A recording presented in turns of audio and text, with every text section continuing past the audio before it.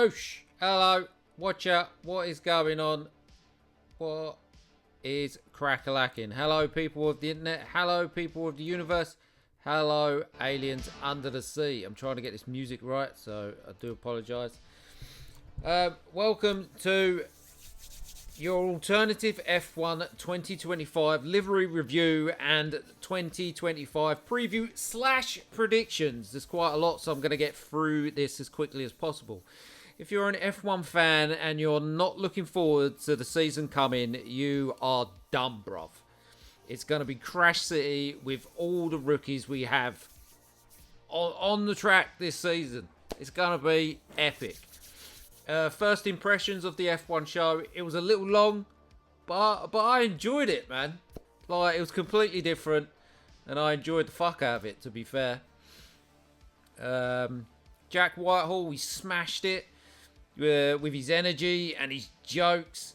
I don't normally like him. I kind of prefer his dad, really, but he did really well. A lot funnier. He killed it with the jokes. Such as like new liveries being the same, Bottas being the Tiger King, Joe Exotic, Jimmy V, called him James Vowles, Jimmy V. That got me a laugh out of me. So he bring some of last year's drama back. He straight away, Max don't want to be here. Oh, we didn't sit you next to George, all that stuff. Bringing back some drama and stuff like that. So take a bow, Jack, lad. Well done.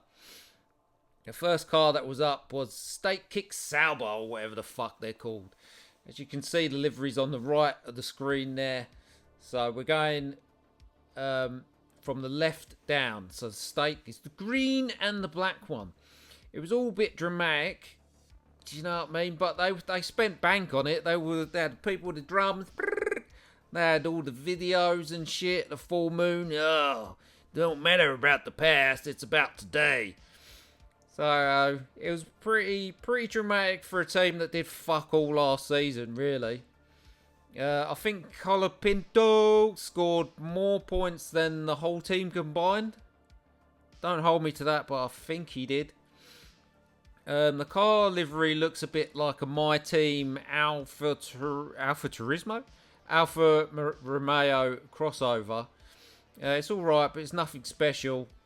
Not really a special team, not yet anyway, not until they turn into Audi. So they've got nothing to lose, so you know what I mean, they're just going to go for it, really. What we got? The driver, the Hulk. He is a decent driver. He's good looking. He could rival old Brad Pitt. He could rival him. And if we're going for the looks department, old Gabriel Bortoletto looks like he. I don't know why that's just come up. Bortoletto looks like Simple Jack from Tropic Thunder, man. He's not too bright. That was funny. I've taken a long road to get to F1, but who cares about my F2 past? Let's just go for it. It was just fucking. It was laughable. It was tongue-in-cheek. It was alright. So I'm giving the liveries ratings and the driver combination ratings and my constructor's prediction for next season for each team. So the livery rating for Sauber is 6 out of 10. The driver rating is also 6 out of 10. And my constructor's prediction is that they will finish 9th. Right, moving on to Williams. The video package got me going. Hello, mate. The video package got me going. You know, the emotions and all that. I do love a bit of Williams. The team is probably the best rag to riches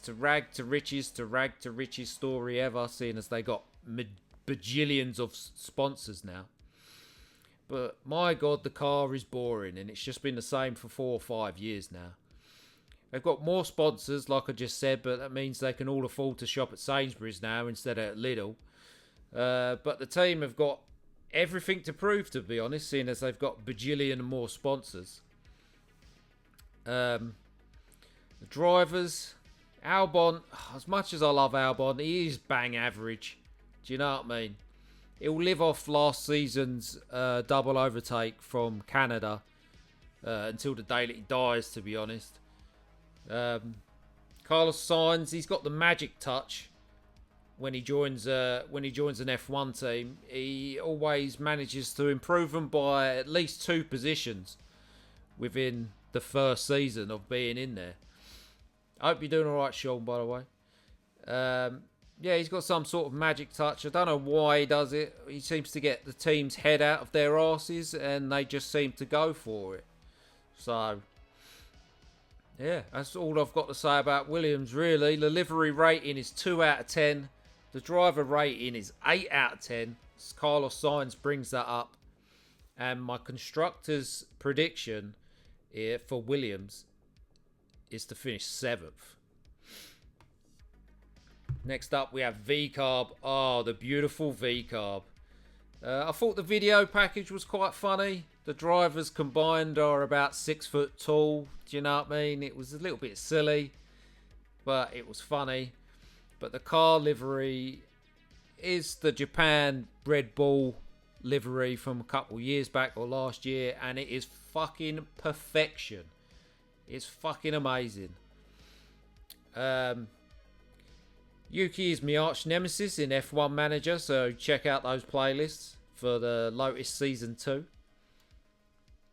Thank God Racing Balls went for a different colour scheme on their livery. Oh, mate, it's perfection. Yuki in real life, he has flashes of brilliance, but he's really just a little bit above average. He doesn't really... Do you know what I mean? He overachieves in a shit car, basically.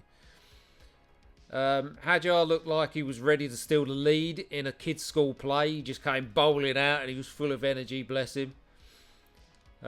So the livery rating for V-Carb is 10 out of 10. Without a doubt, 10 out of 10. The driver ratings, I'm going to give them 6 out of 10. And my constructor's prediction is for them to finish 8th.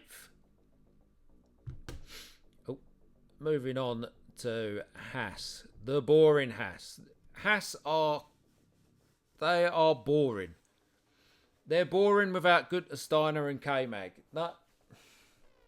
Nobody's... Even Behrman's from where I'm from. He's from 20 minutes up the road. And he's boring as well. Do you know what I mean?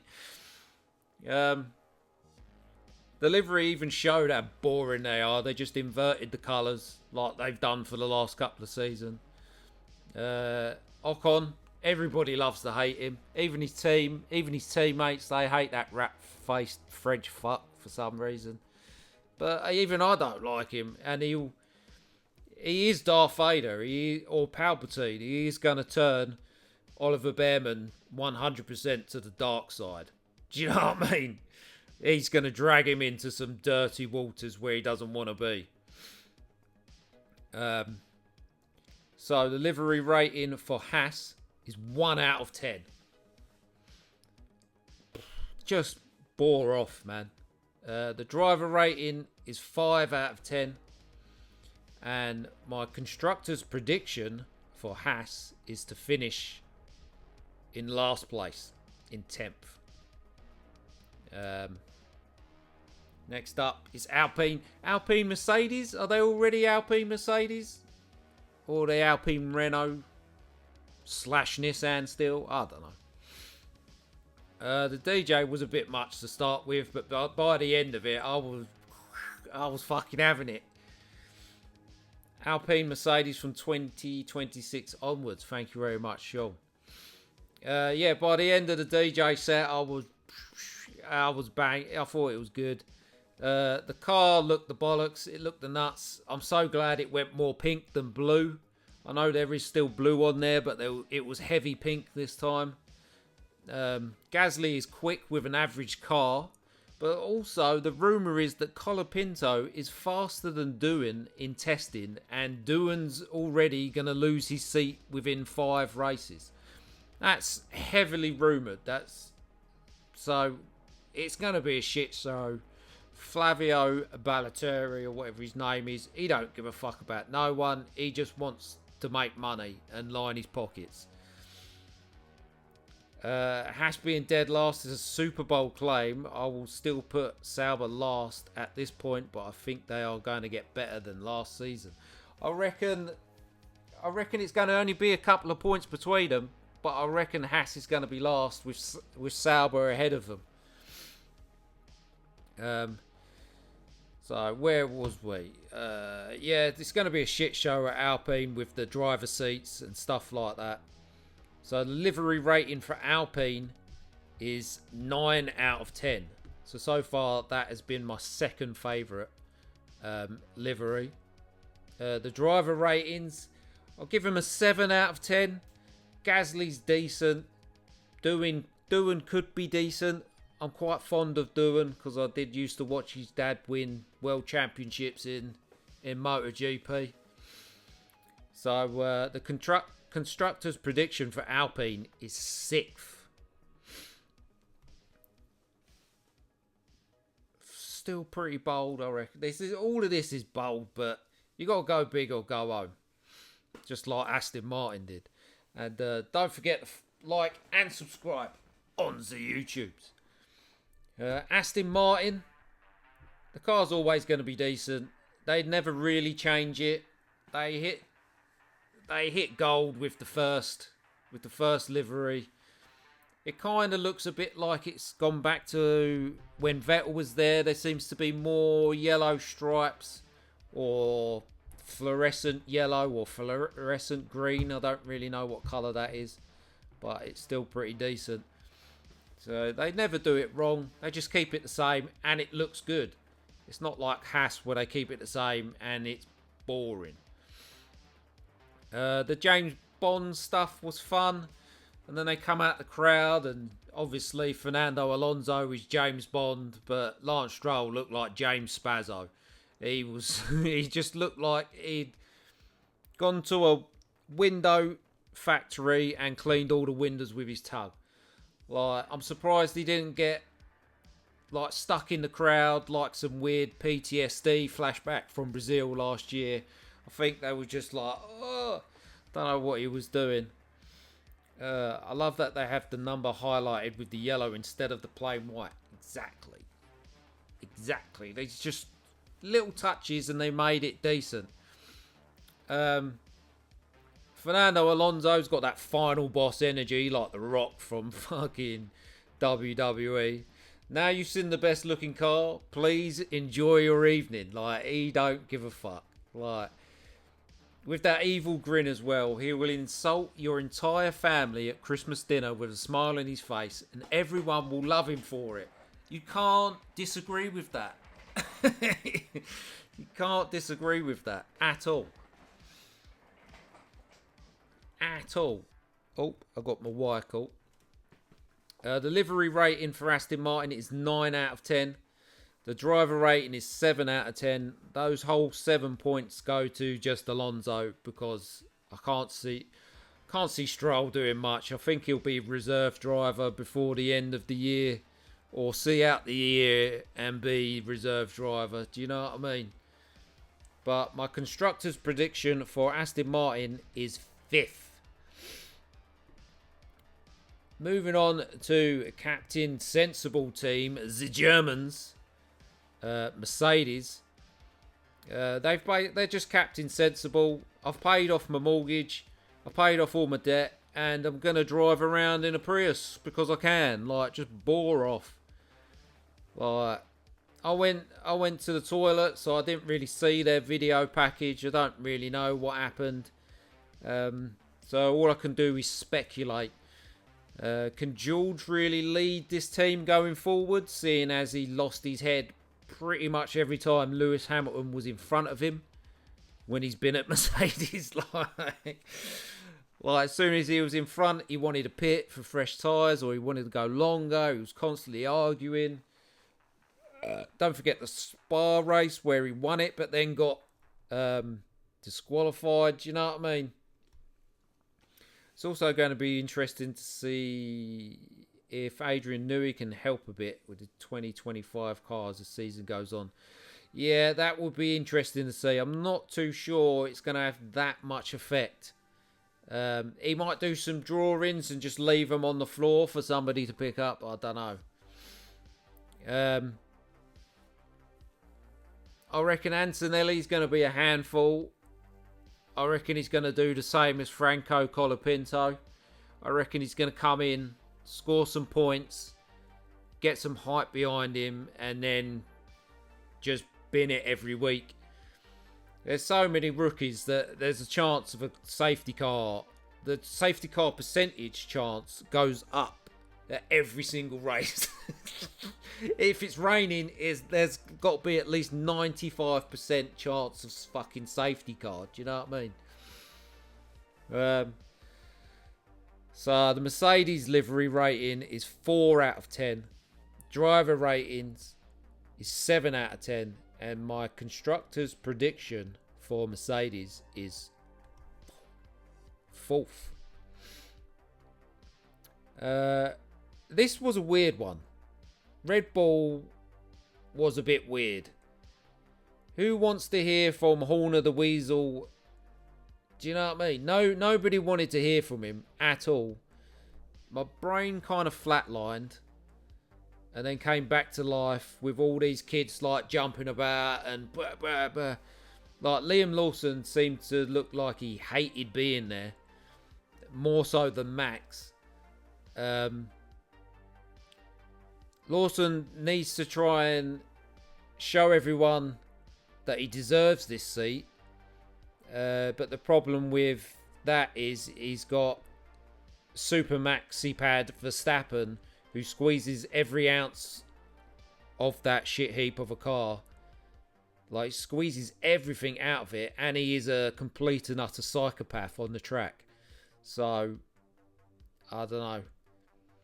And then then we didn't hear from the drivers. The drivers didn't speak, and then it went to this weird video where like some bloke was getting chicken.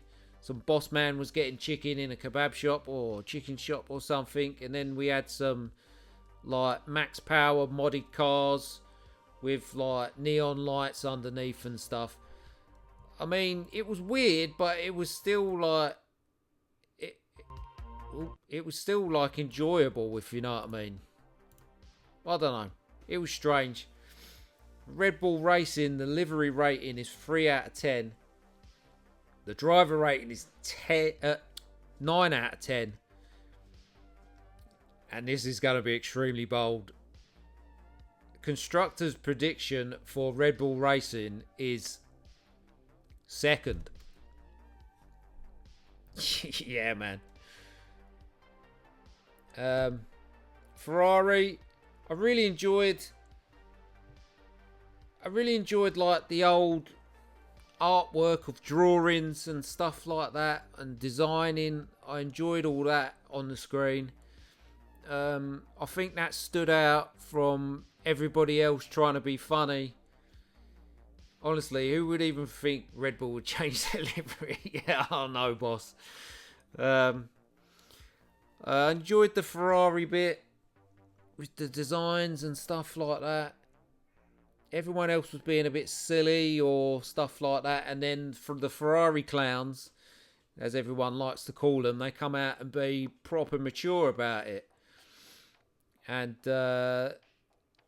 if we go to the livery now, let's face it, the car looks fucking awful. That has got to be the worst looking Ferrari I've possibly ever seen. Like the white engine cover, the white on the front wing. I don't know if they've tried to hide the HP sign with the white, but it just makes it look worse. I honestly don't know. But when the car was coming out, you had Badman Lewis bowling down the strip, which I quite enjoyed, and Charles Leclerc making all the girls moist, including my other half. So I quite enjoyed that, to be fair. Ferrari's livery rating is 2 out of 10. Driver rating, though, is 10 out of 10. I really think they're going to go out balls to the wall. If in doubt, go flat out. I really reckon Ferrari are going to try and get Lewis that 8th world title, maybe 9th world title before the regulations change, because I reckon he's going to be fucked after the regulations are changed, to be fair. Let me get rid of this bit. So, with that in mind, constructors' prediction for Ferrari. First, I would like to believe, this is another bold prediction, that Ferrari will do the double. They will win the Constructors and the Drivers' World Championship. I mean, when's the last time they won the Drivers? 2008? 2010 with Kimi Räikkönen? I can't remember. I'm not too sure on that, but as much as I don't like Ferrari, I think they deserve it, and maybe Golden Boy Charles could win it as well, but I'd prefer Lewis to win it, because I just want to see Lewis win it one more time and then just drift off. Do you know what I mean? Like, he don't need the money. I think Formula 1 needs Lewis Hamilton more than Hamilton needs Formula 1, to be fair. So this was the main event now. We came to McLaren, and I got all excited because they showed loads of old cars. They showed like the Senna one, the old red and white. They showed Mika Häkkinen's, like the Vodafone, fucking Button and Hamilton, fucking Alonso. And I was thinking, hold on a minute, they could do something different here. They switched it up. I thought, oh, maybe it could be like some sort of red and white crossover, or maybe even the Senna Monaco livery sort of mixed in. But nope, it was the same fucking orange. They completely tricked me. They threw me a curveball, and it was the same orange. A fruit isn't a colour. Papaya, whatever the fuck they want to call it, it ain't a colour. You don't call green apple. You don't call red apple. You don't call yellow fucking pineapple. Do you know what I mean? A fruit isn't a colour. Like, it's orange. It's not hard to comprehend. Lando's got a lot of pressure trying to prove that last season wasn't a fluke, or that they wasn't cheating for the whole season with that dodgy rear wing. Throwing a bit of shade. I don't really like McLaren. I prefer their drivers than the actual team, if that makes sense. Oscar looked like a complete and utter psychopath on stage, as always. He looked like he's got his neighbour's dog in the fridge for dinner, and he was just like, yeah, I'm excited, and thank you for being here, and yeah, I've left the gas on. Do you know what I mean? He's just like, get me out of here. So McLaren's livery rating is 1 out of 10. The driver rating is 9 out of 10. And my constructor's prediction for McLaren, there's only one position left, and that's third. So my extremely bold predictions are that Ferrari win the Constructors, Red Bull come second, because I think Lawson will actually score some points. I think both of them will be in the top 6 consistently, and McLaren finish third. Let me know what your favourite liveries are, and your top 3 for Constructors. Be interesting to hear your thoughts on what I've said, or what you think's going to happen. I mean, I've already been told that what was it?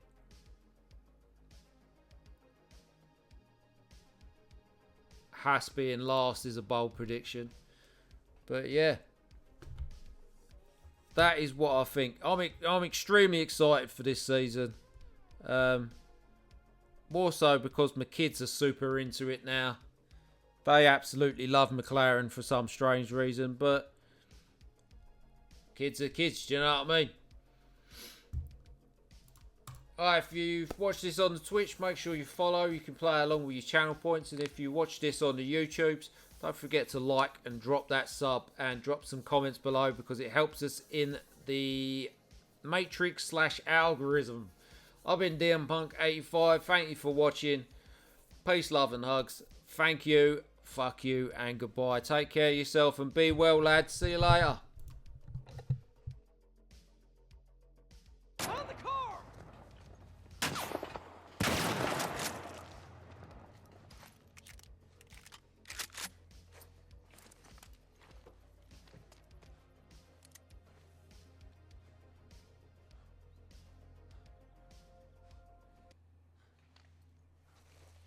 Oh, you sneaky fuck.